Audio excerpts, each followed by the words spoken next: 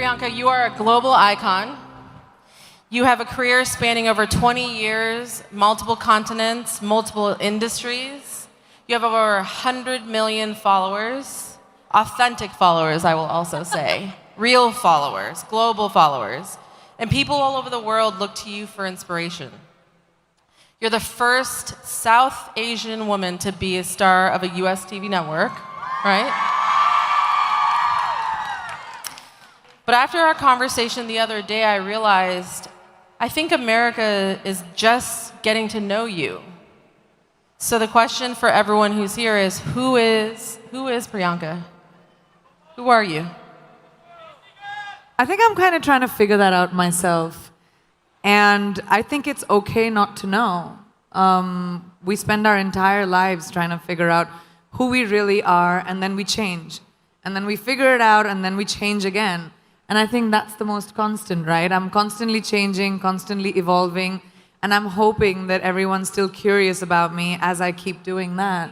You mentioned something the other day that when women are pitted against each other in any industry, that everyone loses. And so that's such a wise and evolved way to think about things. Tell me how you've come to realize that at such a young age. Well, a couple of things. I have a hypothesis. So I feel like I've had so many times whenever I'm doing interviews, people always ask me that, oh, you're doing a movie with, a female co-actor. Did you guys get along? Were there catfights? But when it comes to boys, they say, oh my gosh, that looks like a bromance and everyone got on so well. So I feel like over time, because women had the lack of opportunity, we were pitted against each other because there were only like 5 opportunities, like 5 places a woman could be hired, and so we were elbowing each other out to get to that one spot. So the crux of the problem is the lack of opportunity for females. And the more opportunity we create for each other, the more sisterhood will grow.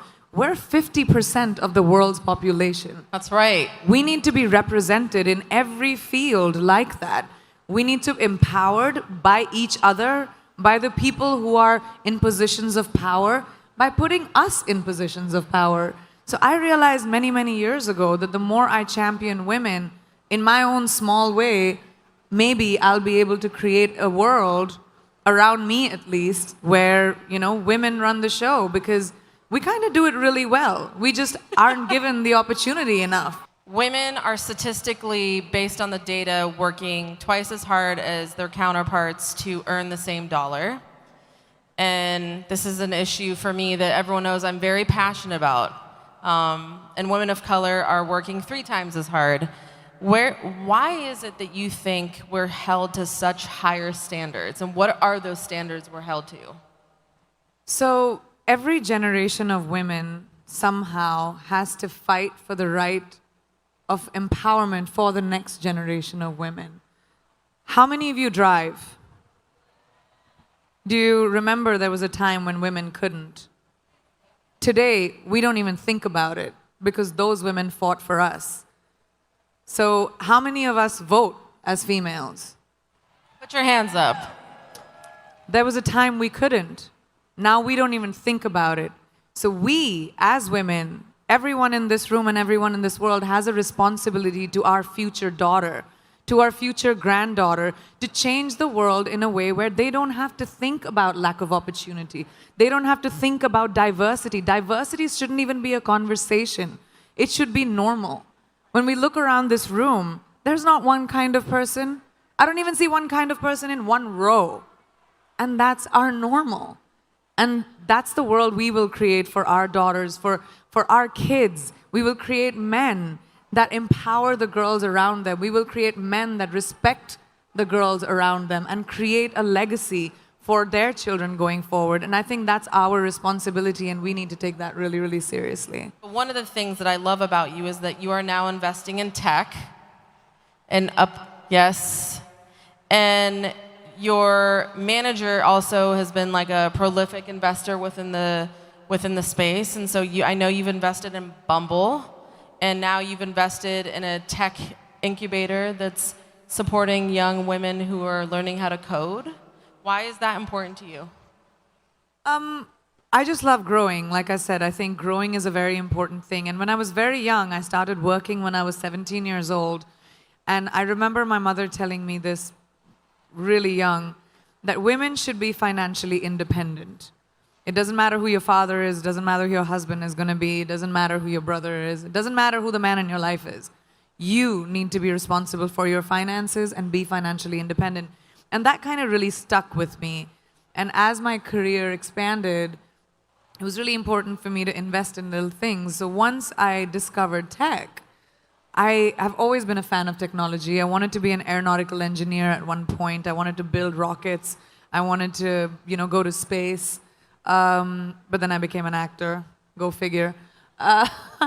And when I got the opportunity, I remember I was at a dinner for Bumble in New York, and I just thought it was such a cool thing to bring back to India, where women take the first move. To bring it to a country which has a patriarchal sort of society, which actually the world is. The world over is sort of patriarchal, and we as women need to fight to change that, to create that kind of equality, because no one's going to give it to us, and they're going to fight for us to have it. So it started from taking Bumble to India, and then my next investment is this engineering school, which is called Holberton, which was based on Betty Holberton. She was one of the first female engineers in the world. And this school is a peer-to-peer teaching program where you don't have to pay a tuition, and you can pay back your tuition after you graduate and get a job, so that you don't have to worry about, how much schools cost, so that females can actually be a part of engineering. Just think about it this way. All of us consume tech, right? All of you have cell phones. Everyone has computers.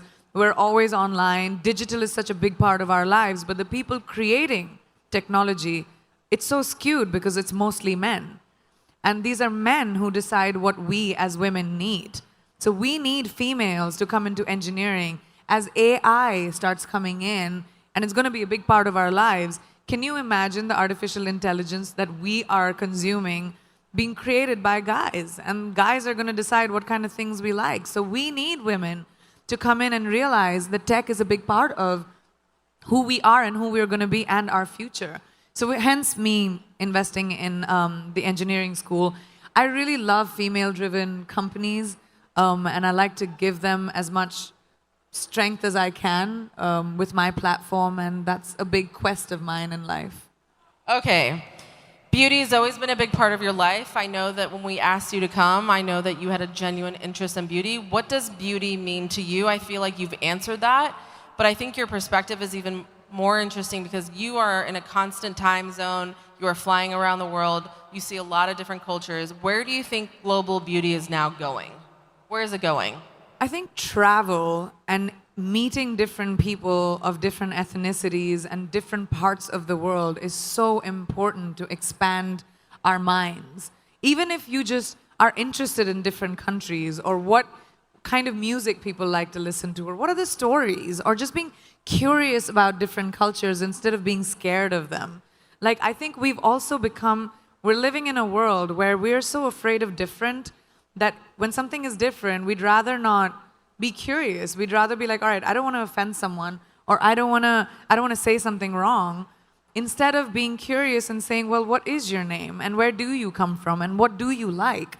I would love to see beauty that's what inclusivity to me is. Not just seeing different races on a billboard, but actually getting to know different people, actually understanding what different people might be like. We've forgotten that eventually we're all human. It's this one little planet that we have, which in this big universe is really tiny. So we should stop giving ourselves so much importance and saying, oh, well, you're better than me, or I'm better than you. We all are basically humanity. And let's go back to that and bring compassion and kindness into beauty, and not be so hard on ourselves or other people. The standard of beauty that the world of entertainment actually has created is the culprit. And it's so beautiful to see the kind of inclusivity that we're seeing now. It has a long way to go. But I love the fact that there's a conversation around it, and you see that difference. I think we're really counting on this next generation to take this opportunity to heart so that we can start to see business influenced by our point of view. And that'll take us finding our own confidence. ladies, no one is going to give that to you. No one is going to tell you, here's an opportunity, go make something of yourself. You're going to do it for you. Because people are only going to try and take it away. And it's so important for us to be able to empower each other in everyday life. We don't have to conquer the world. You don't have to be the only person who reaches space. Like, you don't have to have crazy, wild ambitions. You just have to find your power and to say that, oh, I can do this too. I don't have to create like this crazy opportunity for me to thrive. You can thrive in anything you choose.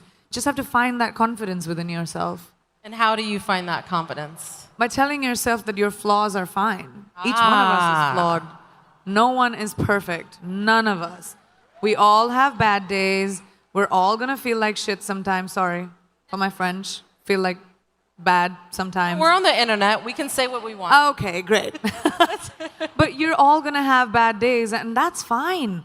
We have this crazy standard, especially with the internet, where everything has to be perfect all the time, and we have to look perfect, we have to behave perfect, we have to say the right things. Everyone screws up, and that's all right. You laugh through it, don't take yourself too seriously, and make sure that you don't live for someone else's validation. It's your validation that you need.